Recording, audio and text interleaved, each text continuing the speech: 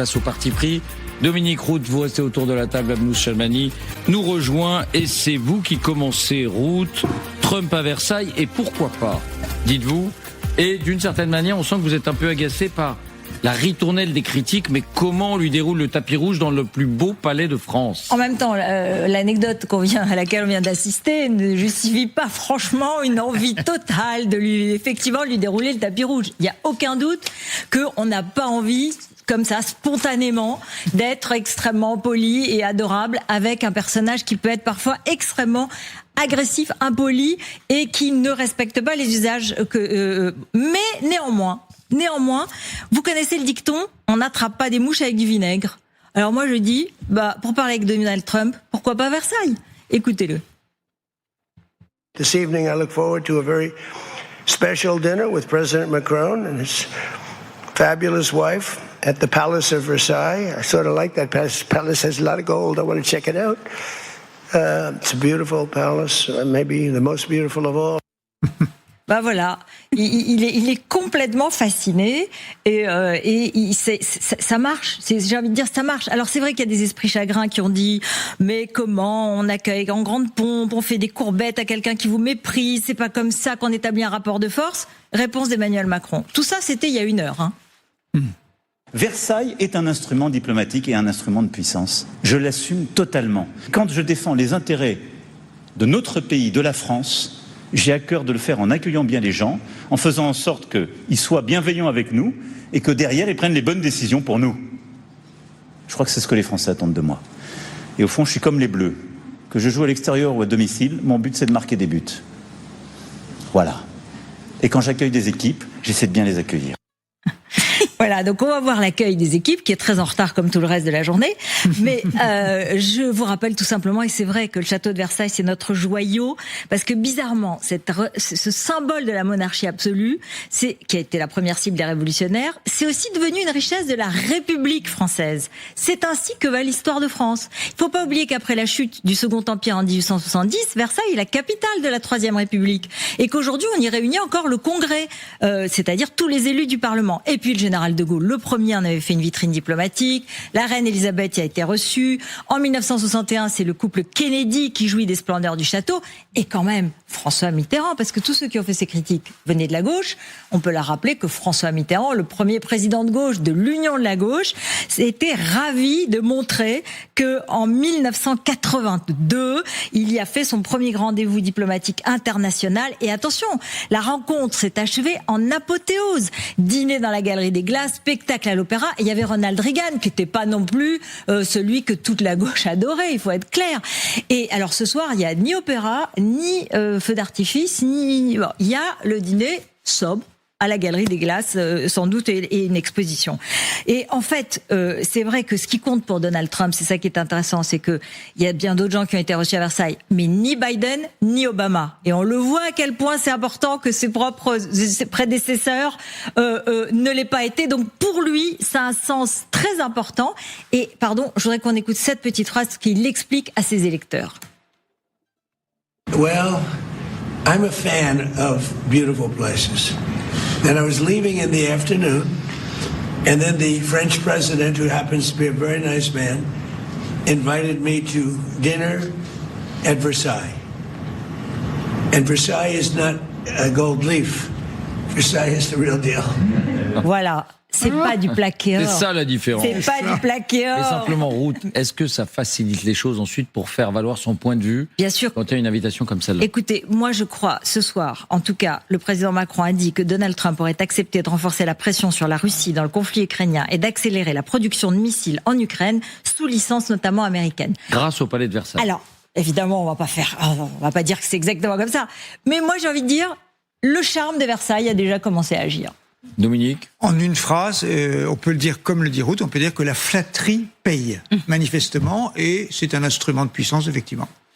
Votre parti pris économique, Dominique, les chiffres des émissions de gaz à effet de serre sont sortis donc depuis le début du quinquennat, du premier quinquennat d'Emmanuel Macron, je crois.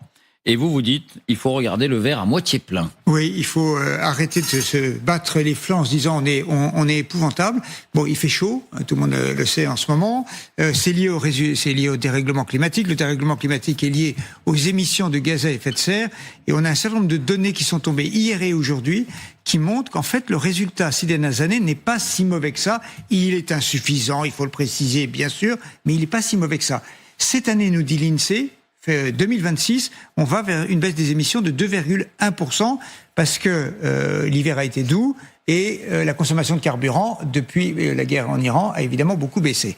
Mais si on regarde effectivement depuis 2017, 10 ans, c'est moins 25%.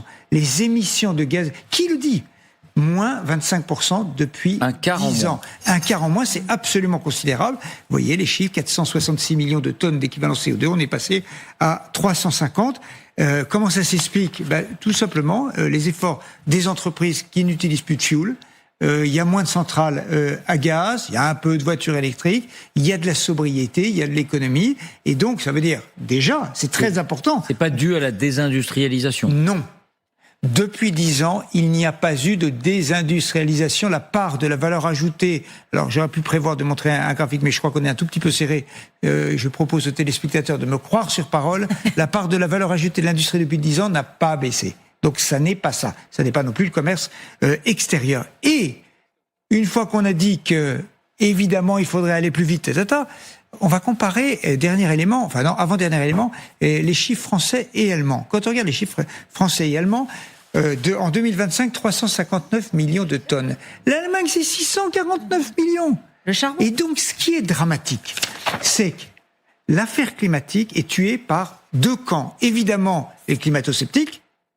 On a parfois entendu sur une autre chaîne dont on a parlé il y a quelques minutes. On va pas recommencer. Et aussi, tous ceux qui nous répètent matin, midi et soir, on est foutus et on ne fait rien. Je pense notamment aux écologistes. Et en fait, ça nous tue. Ces deux, il faut avancer et montrer ce qui va. Et on va rendre hommage à Emmanuel Macron. Vous savez, il y a quelques années, on s'était beaucoup moqué d'une phrase qu'il avait dite et qu'on va écouter. Qui aurait pu prédire la vague d'inflation ainsi déclenchée, ou la crise climatique aux effets spectaculaires encore cet été dans notre pays ? On s'est tellement moqué de cette phrase. Qui aurait pu prédire ? Tout le monde le savait, etc. En fait, elle a été mal interprétée à l'époque. Moins 25% en disant, c'est pas forcément seulement Emmanuel Macron, bien sûr. C'est l'ensemble de la société. Mais il faut reconnaître ceux qui avancent. Vous m'avez demandé d'être court. Je crois que j'ai été court et clair. En tout cas, la comparaison avec l'Allemagne, elle est assez frappante. Abnouz, votre parti pris international. Corée du Sud, la campagne qui passe mal et même très mal. Mais oui, alors peut-être beaucoup ne s'en souviennent pas, c'était le 18 mai 1980 dans la ville de Gwangju en Corée du Sud, des étudiants, des ouvriers, des lycéens qui descendent dans la rue pour manifester contre le général Chun Do-hwan, fraîchement arrivé au pouvoir par coup d'État. La réponse du général est de tirer à balles réelles, d'envoyer les hélicoptères, les chars. Les archives gouvernementales reconnaissent environ 200 morts, mais le bilan fut certainement beaucoup plus lourd. Gwangju, pour les Coréens, c'est un peu leur commune, leur Budapest 1956, leur place Tiananmen à eux. C'est dire à quel point cette date est inscrite dans la conscience coréenne. 46 ans plus tard, donc aujourd'hui, que fait Starbucks ? Et là, vraiment, accrochez-vous, j'ai dû relire plusieurs fois pour être certaine. Eh bien, la chaîne qu'on connaît tous a lancé, le 18 mai, exprès, une gamme de gobelets baptisée Tank Day, le jour du tank. Et c'est toujours pas une blague. Et tout ça pour une campagne de publicité pour vendre des gobelets géants. Et comme si cela ne suffisait pas, parce qu'à pire, on continue dans le pire, le produit s'appelait exactement SS Tank. Donc, deux lettres qui dans n'importe quelle mémoire disent autre chose qu'un gobelet géant chez Starbucks. Et ce n'est pas tout. Le slogan invité, je cite, à le claquer sur la table. Et ça, je l'ai découvert. Exactement cette expression fait référence à la mort d'un jeune étudiant en 1987 qui avait été torturé. Et la police avait dit, mais non, il a été foudroyé par une attaque cardiaque au moment où on a claqué sur le bureau. Donc vous dites cette expression, tout le monde pense à ces faits divers qui étaient un fait social et un fait politique dramatique. Et donc, deux traumatismes en une campagne publicitaire, Starbucks pouvait pas faire pire. Donc alors, scandale. Comment une multinationale en est arrivée là? On parle de Starbucks quand même. Eh bien, la réponse tient en 2 lettres, pour faire simple. Intelligence artificielle, IA. Les employés ont reconnu avoir demandé des suggestions à l'IA et que l'anniversaire du 18 mai ne leur avait même pas traversé l'esprit. Mais le pire est encore à venir, parce qu'il y a toujours du pire. Une enquête interne a révélé que la majorité des 7 responsables qui ont validé la campagne avaient signé par routine, sans même penser à regarder, voir, à vérifier, à lire, par exemple, ce que la machine avait proposé. C'est-à-dire qu'on leur envoie cette campagne, ils signent, ils n'ouvrent même pas la pièce jointe, ils ont donné leur accord sans savoir, à l'insu de leur plein gré. Donc, alors, il y a toujours pire, c'est que si vous demandez à n'importe quelle intelligence artificielle, même la nulle, qu'est-ce qui s'est passé à Gwangju le 18 mai 1980, elle va vous donner les faits. Donc le problème, c'est pas la machine. Le problème, c'est les êtres humains incapables de poser une question. Par paresse, par ennui, je ne sais pas. Alors le PDG de Starbucks Korea, Son Young-yoon, a été limogé sur ordre personnel du président du groupe. Les ventes du groupe sont en chute libre. Le ministre de l'Intérieur coréen a banni les produits Starbucks des événements gouvernementaux. Le président sud-coréen Lee Jae-myung a dénoncé sur X le comportement inhumain et indigne de vil profiteurs. Alors, Starbucks Korea donc réagit parce que les excuses ne suffisaient pas. Le 22 juin prochain, pour la première fois depuis l'arrivée de la marque en Corée du Sud en 1999, les 2000 cafés vont fermer à 15h, donc beaucoup plus tôt, donc il y aura grosse perte de chiffre d'affaires, pour que les employés suivent, je cite, une formation à la conscience historique et à la sensibilité sociale dispensée par des historiens et des sociologues coréens. C'est les employés qui payent alors. Non, c'est une amende auto-infligée, une multinationale renvoyée à l'école pour apprendre, quand même, il était temps, le pays où elle s'est installée. Alors vous allez me dire, est-ce que c'est la première fois? Non, IA ou pas. Dolce & Gabbana, en 2018, s'était effondré sur le marché chinois pour une campagne Dolce & Gabbana. Bon, ça me fait rire, mais c'est absurde. Love China, où on voit une chinoise qui essaie de manger une pizza, des spaghettis et un cannelot géant avec des baguettes. Alors ça avait été efficace. Défilé de mode à Shanghai de Dolce & Gabbana avait été annulé, les magasins assiégés par des manifestants, les produits retirés des grandes plateformes chinoises. Alors que les choses soient claires, le problème, encore une fois, n'est pas l'intelligence artificielle qui aurait répondu à la bonne question posée. Le problème, c'est les êtres humains qui sont plus capables de savoir et d'avoir même la curiosité de savoir. Et parfois un peu de délicatesse. Du bon sens. N'accusons pas toujours la machine. Merci à vous 3 pour ces partis pris. Merci à vous de nous avoir suivis.